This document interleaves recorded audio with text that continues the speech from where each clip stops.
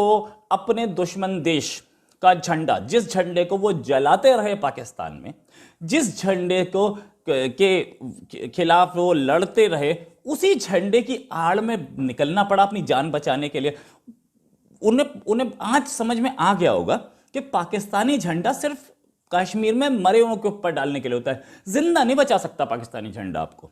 पाकिस्तानी झंडा जिंदा आपको नहीं बचा सकता। जिंदा अगर आपको कोई बचा सकता है तो वो भारतीय झंडा है। अब उनको समझ में आया होगा कि भारत माता की जय क्या होता है, और अब उन्हें समझ में आया होगा दो झंडों की कीमत। अब तक पासपोर्ट की कीमत पता थी ना, अब झंडे की कीमत पता चली। खबरें ये हैं, इनफैक्ट ये बात पाकिस्तानी गवर्नमेंट ने भी मानी कि 35 के आसपास स्टूडेंट्स टेर्नोपिल पहुंच गए थे, अपने आप पहुंचे। पाकिस्तानी गवर्नमेंट ने उसमें कुछ नहीं किया। वो आगे अब उन्हें पोलैंड या दूसरे कंट्रीज ले जाया जाएगा। जहां तक बात ये कि ये जो टेर्नोपिल पहुंचने की कहानी थी, ये कहानी ये थी कि स्टूडेंट्स को ये नहीं पता था कि जहां पे वो हैं वहां से टेर्नोपिल तक पहुंचने के लिए वो सेफ्टी रहेगी कि नहीं, क्योंकि वहां तो टैंक्स चल रहे हैं ना, वहां पे अटैक्स हो रहे हैं ना। तो इंडियन फ्लैग देख करके सामने से टैंक अटैक नहीं करे, इसलिए उन्होंने इंडियन फ्लैग लगाया। और साथ में भारत माता की जय क्यों नहीं बोलेंगे? इसलिए बोलेंगे कि दुनिया को लगे कि वो भारतीय हैं। हाँ, हालांकि पासपोर्ट उनके पास नहीं था, लेकिन दूर से जब कोई गोली मारते तो पासपोर्ट कौन देखता है। ये कहानी हुई। पाकिस्तानी स्टूडेंट्स को बोला गया कि आप टेर्नोपिल पहुंच जाइए, उसके बाद हम आपको पोलैंड, हंगरी या रोमानिया ले जाएंगे। हालांकि इंडियन स्टूडेंट्स का इवैक्यूएशन शुरू हो चुका है। नमस्कार। पाकिस्तानी स्टूडेंट्स ने उठाया भारत का झंडा और बोला भारत माता की जय। यह हुआ कहां? यह हुआ यूक्रेन में, जहां पर पाकिस्तानी एम्बेसी ने अपने स्टूडेंट्स को कोई सपोर्ट नहीं दी, कोई हेल्प नहीं दी और उनको अपने पे छोड़ दिया। पाकिस्तानी स्टूडेंट्स कहीं मेट्रो स्टेशन में फंसे थे, कहीं पर अपनी बिल्डिंग्स में फंसे थे, कहीं बंकर्स में फंसे थे, और पाकिस्तानी गवर्नमेंट की तरफ से कोई रिस्पांस नहीं आ रहा था। यहां मीनवाइल इंडियन प्राइम मिनिस्टर ने बात कर ली व्लादिमीर पुतिन से, और गवर्नमेंट ऑफ इंडिया को एश्योरेंस मिल गया कि इंडिया का झंडा लगा के कोई भी अगर गाड़ी जाएगी जिसमें इंडियंस होंगे तो उसको कुछ नहीं बोला जाएगा, उसको सेफ पैसेज दिया जाएगा।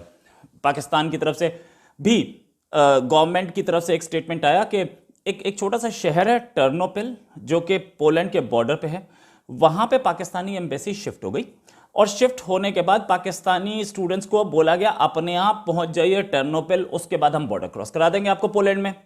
अब जहां पाकिस्तानी स्टूडेंट्स थे वहां से टेर्नोपिल तक जाने के लिए प्रॉब्लम थी। वहां तक हालांकि इंडियन गवर्नमेंट ने बसेस दी थी अपनी, जहां पे स्टूडेंट्स थे उस लोकेशन से और बॉर्डर क्रॉस करने तक इंडियन गवर्नमेंट ने बसेस दी थी। पाकिस्तानी गवर्नमेंट ने ऐसा कुछ नहीं दिया, तो स्टूडेंट्स के पास कोई चारा नहीं बच गया। कुछ स्टूडेंट्स ने कुछ ट्रांसपोर्ट हायर किया। 4-5 स्टूडेंट्स, 10 स्टूडेंट्स, 15 स्टूडेंट्स ने मिलकर ट्रांसपोर्ट हायर किया। इंडिया का झंडा लगाया ताकि उन सबको ये लगे कि इंडियंस हैं, और वो लोग सबके सब मूव कर गए टेर्नोपिल की ओर। और टेर्नोपिल पहुंच करके उन लोगों को पाकिस्तानी एम्बेसी मिली। इसके टेर्नोपिल में जो एम्बेसी है, टेर्नोपिल की एम्बेसी पाकिस्तान की 48 घंटे के अंदर उन्होंने शिफ्ट कर दी थी। लेकिन पाकिस्तानी स्टूडेंट्स जो थे वो परेशान थे। वो बोल रहे थे कि हमारी गलती क्या है, क्या हम पाकिस्तानी हैं, ये हमारी गलती है। मेरा नाम गुलरेज हमायूं है और मैं पाकिस्तान से हूं और मैं खारगी नेशनल मेडिकल यूनिवर्सिटी का 3rd ईयर का स्टूडेंट हूं। और इस वक्त जब आप लोग जानते हैं कि यूक्रेन और रशिया की जंग जोरों शोर पे है, और हम लोग सुबह से इधर मेट्रो स्टेशन का सबवे है, हम उधर से बैठे हैं। सुबह से खाने को कुछ नहीं मिला, ना हमने कुछ खाया ना हमने कुछ पिया। हम सुबह से इस तरह लावारसों की तरह पड़े हुए हैं जिस तरह दूसरे लोग पड़े हैं। और बिल्कुल भी एम्बेसी की तरफ से हमारी बिल्कुल हेल्प नहीं की गई, किसी किस्म की हेल्प नहीं की एम्बेसडर साहब ने। हमारी प्राइम मिनिस्टर पाकिस्तान से रिक्वेस्ट है हमें यहाँ से किसी तरह से निकाला जाए, और प्लीज हमारी रिक्वेस्ट। जितनी कंट्रीज के स्टूडेंट है सबको इवैक्यूएट कर लिए। हालांकि इंडियन स्टूडेंट जो है उनको भी बताया गया है कि हम आपको इवैक्यूएट करके इंडिया ले जाएंगे हंगरी के थ्रू, लेकिन पाकिस्तान एम्बेसी की तरफ से हमें कोई रिस्पांस नहीं आया। सिर्फ हमारी रिक्वेस्ट है कि सिर्फ हमारी ये गलती है कि हम सिर्फ पाकिस्तानी और हमें इस चीज की सजा मिल रही है। अगर हम पढ़ने आए थे हमें ये नहीं था पता यहाँ पे ले हो जाएगा। हमारी डियर एम्बेसडर साहब से रिक्वेस्ट है कि काइंडली हमारे तरफ भी शफकत करें और हमें किसी ना किसी तरह यहाँ से निकालें, क्योंकि it's impossible to survive here. आप लोग देख सकते हैं, हमारा कैमरामैन दिखाएगा आपको कि लोग इधर किस तरह सर्वाइव करें।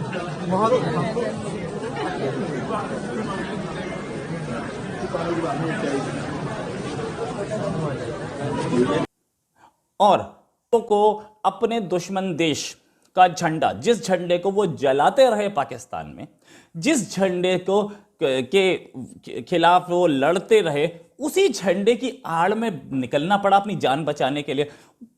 उन्हें आज समझ में आ गया होगा कि पाकिस्तानी झंडा सिर्फ कश्मीर में मरे हुओं के ऊपर डालने के लिए होता है। जिंदा नहीं बचा सकता पाकिस्तानी झंडा आपको। पाकिस्तानी झंडा जिंदा आपको नहीं बचा सकता। जिंदा अगर आपको कोई बचा सकता है तो वो भारतीय झंडा है। अब उनको समझ में आया होगा कि भारत माता की जय क्या होता है, और अब उन्हें समझ में आया होगा दो झंडों की कीमत। अब तक पासपोर्ट की कीमत पता थी ना, अब झंडे की कीमत पता चली। खबरें ये हैं, इनफैक्ट ये बात पाकिस्तानी गवर्नमेंट ने भी मानी कि 35 के आसपास स्टूडेंट्स टेर्नोपिल पहुंच गए थे, अपने आप पहुंचे, पाकिस्तानी गवर्नमेंट ने उसमें कुछ नहीं किया। वो आगे अब उन्हें पोलैंड या दूसरे कंट्रीज ले जाया जाएगा। जहां तक बात ये कि ये जो टेर्नोपिल पहुंचने की कहानी थी, ये कहानी ये थी कि स्टूडेंट्स को ये नहीं पता था कि जहां पे वो हैं वहां से टेर्नोपिल तक पहुंचने के लिए वो सेफ्टी रहेगी कि नहीं, क्योंकि वहां तो टैंक्स चल रहे हैं ना, वहां पे अटैक्स हो रहे हैं ना। तो इंडियन फ्लैग देख करके सामने से टैंक अटैक नहीं करे, इसलिए उन्होंने इंडियन फ्लैग लगाया। और साथ में भारत माता की जय क्यों नहीं बोलेंगे? इसलिए बोलेंगे कि दुनिया को लगे कि वो भारतीय हैं। हाँ, हालांकि पासपोर्ट उनके पास नहीं था, लेकिन दूर से जब कोई गोली मारते तो पासपोर्ट कौन देखता है। ये कहानी हुई। पाकिस्तानी स्टूडेंट्स को बोला गया कि आप टेर्नोपिल पहुंच जाइए, उसके बाद हम आपको पोलैंड, हंगरी या रोमानिया ले जाएंगे। हालांकि इंडियन स्टूडेंट्स का एवैक्यूएशन शुरू हो चुका है। इंडिया की तरफ से एयर इंडिया के जेट्स वहां पहुंच रहे हैं, और कुछ स्टूडेंट्स का एवैक्यूएशन जो है उसकी फोटो भी दी गई है। इंडियन स्टूडेंट्स का एवैक्यूएशन बड़ी स्पीड से चल रहा है, और वहां पे हमारी एम्बेसी लोकेशन से स्टूडेंट्स को उठा रही है और लेके जा रही है। Hello everyone, we are from Bukovinian State Medical University, Chernovitzy. As you all know, amid the crisis, we were all stuck in Chernovitzy and we were very helpless.